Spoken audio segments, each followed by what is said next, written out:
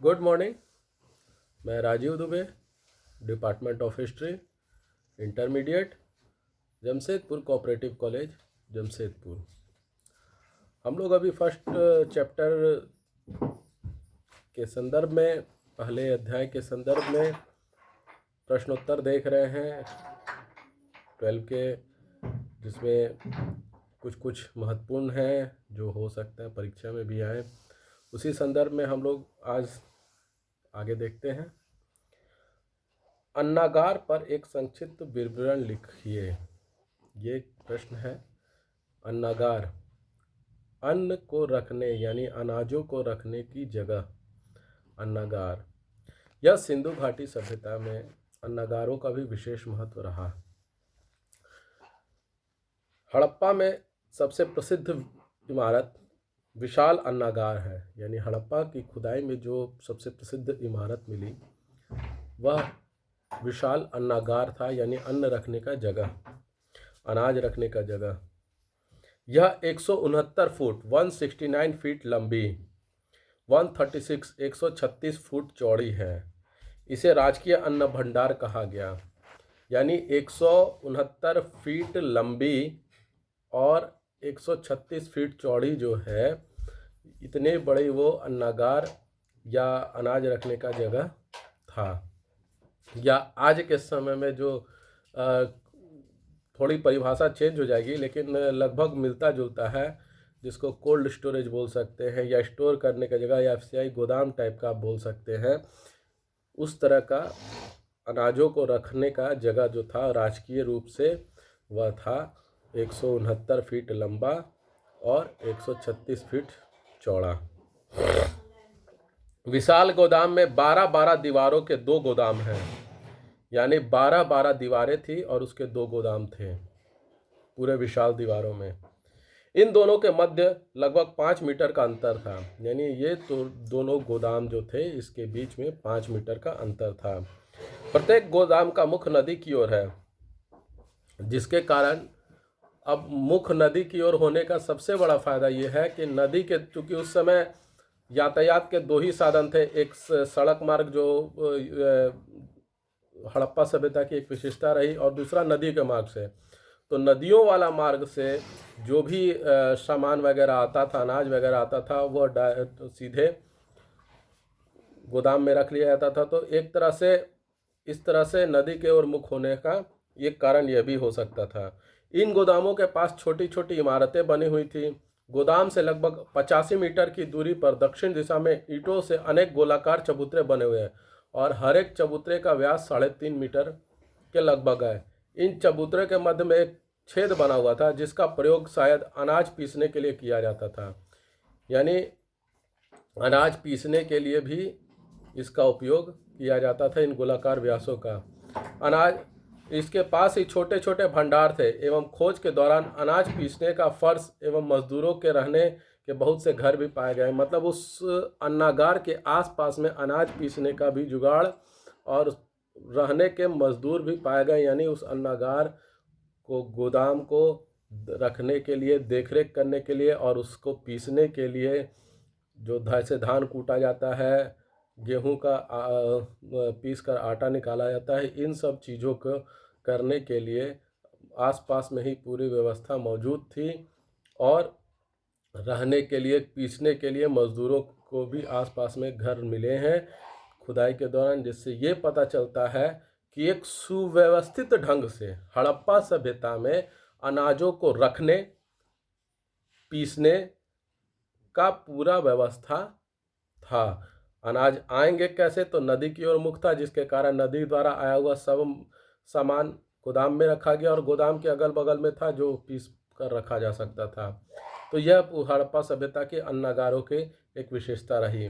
इसके बाद आता है हड़प्पा संस्कृति के लोगों के किन किन सामाजिक मूल्यों को स्थापित किया। यानी हड़प्पा संस्कृति के लोगों ने सामाजिक मूल्य क्या क्या स्थापित किए, जो आज भी हम लोग अनुकरण कर सकते हैं, एक्सेप्ट कर सकते हैं, उसको फॉलो कर सकते हैं। एक सुव्यवस्थित नगर नियोजन और उसकी स्वच्छता, ये पूरे हड़प्पा सभ्यता ही नहीं, उसके समकालीन जितनी भी सभ्यताएं रहीं, चाहे मेसोपोटामिया की सभ्यता ले लीजिए, चीन की सभ्यता ले लीजिए, मिस्र की सभ्यता ले लीजिए, ये सभी सभ्यताओं में जो हड़प्पा की समकालीन, सिंधु घाटी की समकालीन सभ्यता रही, इसमें हड़प्पा और सिंधु घाटी की सभ्यता का सबसे विशेष पहलू यही रहा, नगर नियोजन और सुव्यवस्थित नगर नियोजन और उसकी स्वच्छता।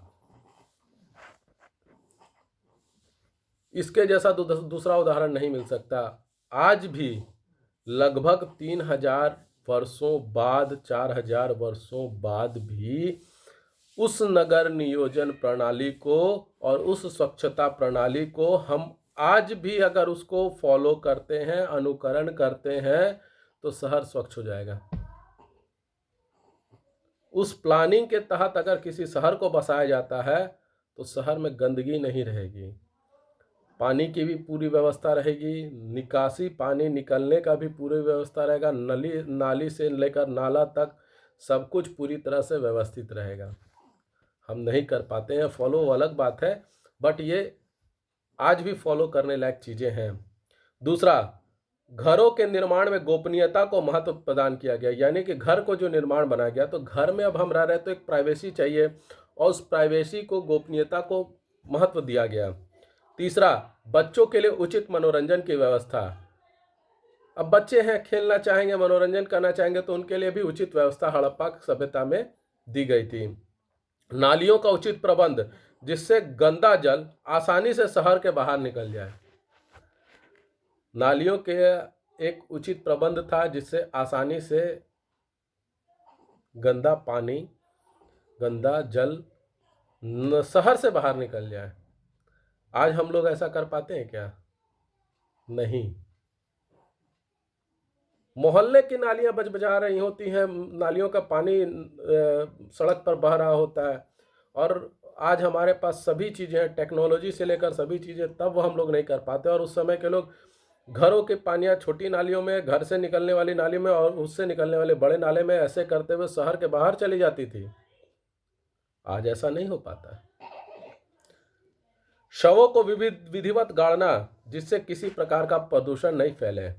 उस समय शव को गाड़ने की प्रथा चल रही थी और शव को इस तरह से गाड़ा जाता था कि ताकि किसी तरह का प्रदूषण नहीं फैले। शारीरिक स्वच्छता एवं उसकी साज सज्जा पर ध्यान, जिससे रोग मुक्त होने के साथ आकर्षक शरीर लगे, यानी शरीर की स्वच्छता। आज प्रधानमंत्री मोदी जी ने जो स्वच्छता अभियान चलाया है, जिससे आश्चर्यजनक रूप से 40% तक लोगों के रोगी होने में, यानी बीमार होने में कमी आई है। 40% तक। तो ये चीज हमारी संस्कृति में है। हड़प्पा सभ्यता ने अपने शरीर के साथ साथ आसपास की स्वच्छता पर भी विशेष जोर दिया, ताकि शरीर बीमार नहीं बने, और उसकी साज सज्जा पर, क्योंकि शरीर रोगमुक्त रहे, यानी बीमार नहीं हो और आकर्षक दिखे। हम लोग आकर्षक दिखने के लिए तो बहुत सारा प्रयास करते हैं, बहुत तरह की क्रीम है, पाउडर है, हर तरह की चीज़ें हैं, लेकिन स्वच्छता पर भी विशेष ध्यान दिया जाता था उस समय हड़प्पा सभ्यता में, जिसके कारण शरीर रोगमुक्त होता था। आज हमारे पास सब सुविधा होने के बावजूद हम इसको नहीं कर पाते हैं। उसके बाद था अपनी भावनाओं को लिखित रूप से एक दूसरे तक पहुंचाने के लिए चित्रात्मक लिपि का आविष्कार। उस समय चित्रात्मक लिपि का आविष्कार किया गया, जो अपनी भावना एक दूसरे को लिख कर पहुंचाए। जैसे आज मोबाइल में बहुत तरह की इमोजीज होती हैं, खुश हैं तो खुशी वाली इमोजी, दुखी हैं तो दुखी वाली इमोजी, किसी को अप्रिशिएट कर रहे हैं, किसी के तारीफ कर रहे हैं तो ताली बजाने वाली है, किसी को थंब दिखा रहे हैं, हर तरह का इमोजी है। उसी तरह चित्रात्मक लिपि का उन्होंने आविष्कार किया था, जिससे वो लोग अपनी भावनाओं को एक दूसरे तक पहुंचा पा रहे थे। तो ये सभी चीज़ें जो थी हड़प्पा संस्कृति के लोगों की विशेष विशेषताएं थी सामाजिक मूल्यों को लेकर, जो हमारे लिए आज भी अनुकरणीय है, हमारे लिए आज भी उसे फॉलो करना चाहिए, हमें आज भी फॉलो कर सकते हैं हम उसे। इसके बाद आता है सैंधव सभ्यता की नगर योजना पर प्रकाश डाले, यानी सिंधु सभ्यता की नगर योजना कैसी थी इसके बारे में हमें बताना है। सिंधु सभ्यता का सर्वाधिक अनूठा पहलू शहरी अर्थात नगरों का विकास था। सबसे पहले सिंधु सभ्यता जो थी एक शहरी सभ्यता थी, यानी सिंधु सभ्यता की विशेषता उसके नगरों का विकास था।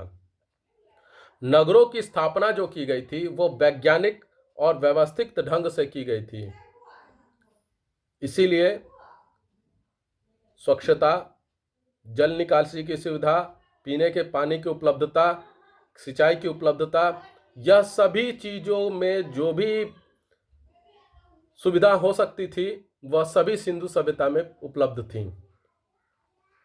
नगरों की संरचना एवं बनावट में असाधारण प्रकार की एकरूपता थी, यानी लगभग सभी नगर एक जैसे बने हुए थे, लेकिन बनावट और संरचना तो एक जैसी ही थी। और सबसे बड़ी चीज स्वच्छता थी।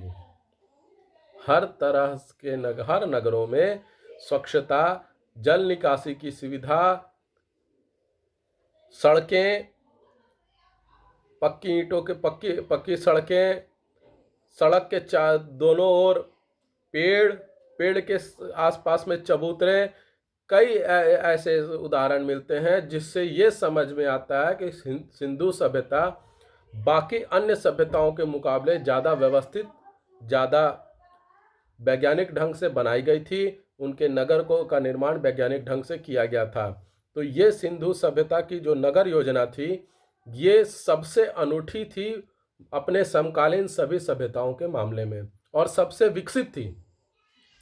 तो आज हम लोग इन सब चीज़ों के बारे में हम लोगों ने देखा, जिसमें अन्नागारों के बारे में, हड़प्पा संस्कृति के सामाजिक मूल्यों के विशेषताओं के बारे में और सिंधु सभ्यता के नगर योजना के बारे में। अब अगले क्लास में हम लोग देखेंगे लॉन्ग आंसर्स के कुछ क्वेश्चंस और उसको हम लोग आंसर करेंगे। तो आपको ये वीडियो कैसा लगा, लाइक करें, कमेंट करें, शेयर करें, ज़्यादा से ज़्यादा मात्रा में सब्सक्राइब करें। घर पे रहें, सुरक्षित रहें। धन्यवाद।